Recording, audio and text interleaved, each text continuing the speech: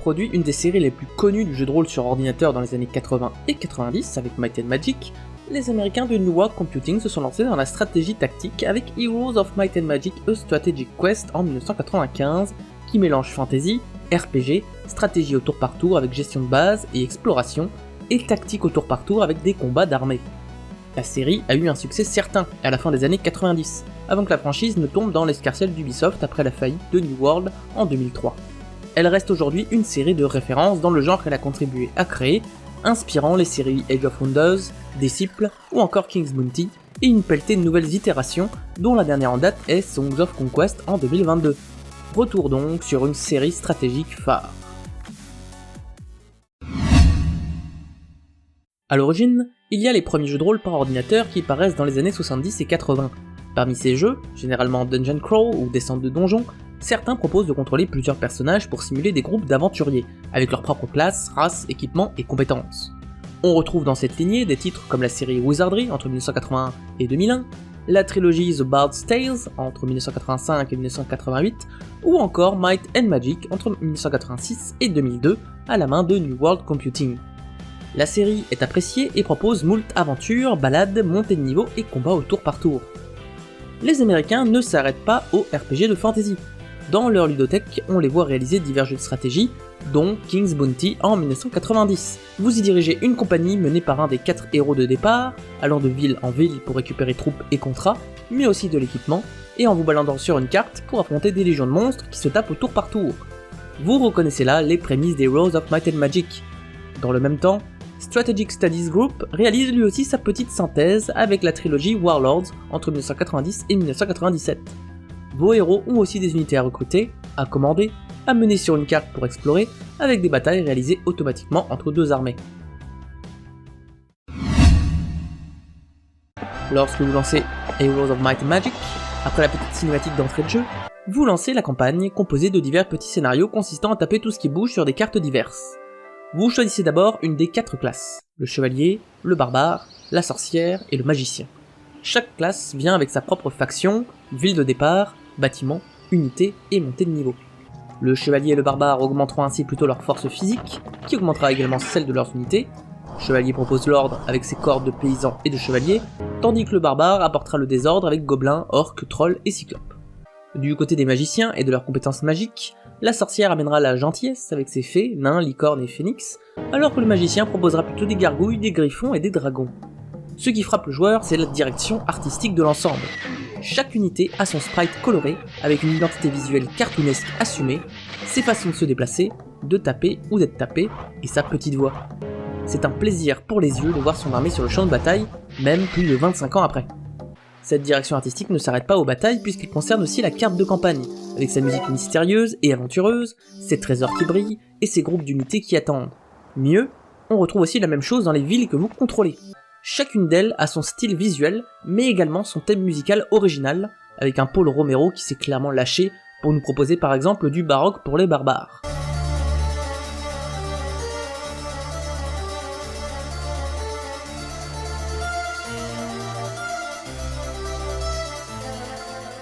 Au fur et à mesure de vos constructions, les villes prennent également vie. On voit apparaître les bâtiments et quelques animations contextuelles donnent de la vie à l'ensemble. En toute la cause, le jeu a une bonne patte graphique et transporte véritablement dans un monde magique de fantasy grâce à son style visuel et musical marqué.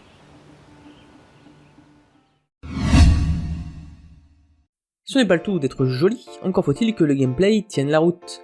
Sur chaque carte, vous commencez avec un héros et des unités de base. Votre armée se balade, récupère des trésors sur la carte et capture des mines diverses, voire attaque de nouvelles cités. Pendant ce temps, vous gérez votre propre cité, vous construisez avec vos ressources récoltées par vos héros des bâtiments utilitaires, et surtout des bâtiments d'unités. Ceux-ci permettent le recrutement du type d'unité qui y habite tous les 7 tours. Pour le chevalier, la maison de paysans recrutera automatiquement 12 unités de paysans chaque semaine, tandis que le terrain d'archer 8. Plus les bâtiments ont des unités puissantes, moins ils proposent d'unités par semaine. Ces unités, une fois disponibles, peuvent ensuite être achetées pour rejoindre la garnison du château ou être récupérées par des héros qui vont les intégrer à leurs armées. Le but du jeu est évidemment de construire le plus rapidement possible pour avoir vos unités les plus évoluées. Pour le chevalier, le paladin sera votre unité ultime, capable de faire d'énormes dégâts, comparativement aux paysans, qui n'est utile qu'en groupe conséquent. Les unités forment ainsi des stacks. Si chaque unité a une vitesse, une attaque, une défense, un moral et une initiative spécifiques, en plus des compétences spéciales, comme les unités neutres des fantômes qui absorbent dans leurs unités ce qu'ils tuent, ou les troupes ultimes du barbare, les cyclopes, qui ont une chance de paralyser leur cible, les statistiques des stacks évoluent également. Le héros donne ainsi des bonus en attaque et en défense en fonction de son niveau, tandis que les dégâts infligés dépendent évidemment du nombre de personnes dans l'unité. 10 paysans font ainsi 10 fois plus de dégâts qu'un seul paysan, tout comme 10 cyclopes par rapport à un cyclope. Il faut donc manager ses troupes, tâcher de garder en vie les meilleurs, faire des allers-retours entre votre héros et votre château pour garnir son armée, pour enfin triompher de tous les joueurs adverses. Les héros, une fois la guilde des magiciens construite, peuvent aussi lancer des sorts de campagne, qui permettent par exemple de détecter des mines, ou de se téléporter avec son armée. Les héros mages pourront lancer davantage que les héros guerriers grâce à leurs statistiques. Vous pouvez recruter moyennant finance des héros supplémentaires pour explorer la carte, ou faire la mule entre votre château et votre héros principal. Ces héros peuvent d'ailleurs être des 4 classes du jeu, et ont donc à disposition 1 à 2 unités de départ de chacune de leurs factions. Sur le terrain, vous avez des unités neutres qui gardent des trésors, ou des héros ennemis qui capturent diverses localités et plongent vers la vôtre dès qu'ils le peuvent. Lorsque votre armée rencontre une de ces armées, il y a combat, et on arrive sur la phase tactique. Sur un terrain fait de cases, avec quelques éléments de décor, voire des murs lors des sièges, devant être détruits par des catapultes, les deux armées se font face. Les unités avec le plus d'initiative commencent. Le but est évidemment d'exterminer l'autre en choisissant quelle cible prioriser et quelle propre unité à protéger. Il est par exemple de bon ton de bloquer une unité de tir grâce à une unité rapide ou volante pour le forcer à attaquer au corps à corps. Ce que l'IA privilégiera d'ailleurs sur vous, concentrant parfois toute son armée sur votre seule unité de tireur, parfois au mépris de la tactique. Il faut aussi faire bien attention à vos cibles, avec leurs statistiques et surtout leur nombre, pour ne pas user vos troupes onéreuses. 12 paysans par semaine valent moins que 3 chevaliers par semaine. On note ainsi un certain déséquilibre entre les factions. Celle du chevalier est réputée pour être la plus faible, avec des unités humaines qui auront fort à faire. Leur unité d'élite par exemple, le tabaladin, s'il tape fort, a 2 fois moins de vie que les autres unités d'élite.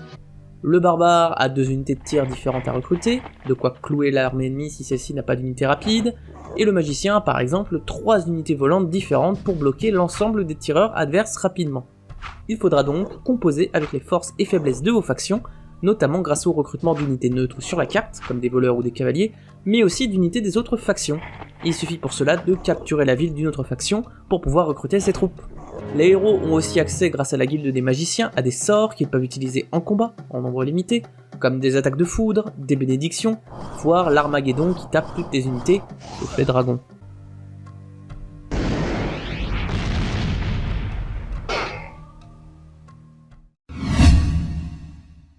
Heroes of Might and Magic premier du nom est fun, coloré, se prend en main facilement, a quelques subtilités qu'on découvre au fur et à mesure pour optimiser la récupération de ressources, les constructions des bâtiments les plus évolués et le recrutement d'unités pour sortir essentiellement le dernier tiers surpuissant de chaque faction, et a également un système de magie qui rajoute un zeste de fun en combat et en campagne.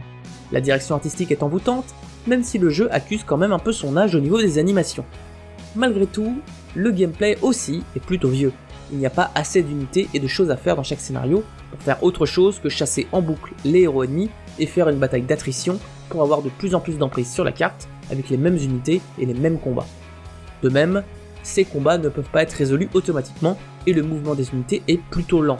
Toutes ces choses découragent le joueur d'aujourd'hui qui lui préférera la richesse supérieure des opus suivants qui n'ont pourtant fait qu'augmenter l'excellente formule de visée en 1995. Je note donc ce jeu fantasy stratégique coloré sur tabassage tactique de paladin. Avec un deuxième opus paru en 1996 avec 2 classes et une faction supplémentaire, des bâtiments améliorables et plus de profondeur, et un troisième opus en 1999, encore réputé comme étant le meilleur de la série, avec un style visuel plus sérieux, la série Heroes of Might and Magic s'impose dans son style avec 1,5 million de ventes entre 1995 et 1999, un beau succès pour l'époque. Dans le même temps, d'autres séries essayent de prendre le relais, comme Disciples Sacred Lands en 1999, des Québécois de Strategy First, avec des armées plus réduites et la prise d'expérience des troupes, ou encore Age of Wonders de 1999 des Néerlandais de Triumph Studios, avec une carte plus complète de bataille, sans que le succès commercial ne soit autant au rendez-vous. Le genre de la stratégie tactique fantasy est en tous les cas né, et poursuit son bonhomme de chemin dans les années 2000 et 2010, sans faire autant de bruit qu'Heroes of Might and Magic, avec moult petits jeux et séries. Le genre est ainsi loin d'être mort. En 2021, on note la reprise de la série Disciple avec Libération de Frame Studio, et celle de King's Bounty avec le deuxième opus d'Incé Entertainment. Et en 2022, on retrouve des petits softs comme Heroes Hour de Benjamin Hour, qui change la recette du combat pour du temps réel, ou le plus classique Songs of Conquest de Lava Potion. Concernant New World Computing, ils disparaissent en 2003 pour cause de banqueroute, et c'est les Français d'Ubisoft qui récupèrent la série Might and Magic. Ils font d'ailleurs paraître Heroes of Might and Magic 5 en 2006, sous la houlette des Russes de Nival, plutôt bien accueilli par le public, mais la série attire globalement moins les foules, surtout avec les deux opus suivants assez buggés et boudés, Might and Magic Heroes 6 en 2011 et 7 en 2015, des Allemands de Limbic Entertainment. Si c'est regrettable de voir une licence qui a initié un genre entier dans l'oubli, reste que l'opus originel, lui, a bel et bien marqué d'une pierre blanche le mélange stratégie, tactique et RPG.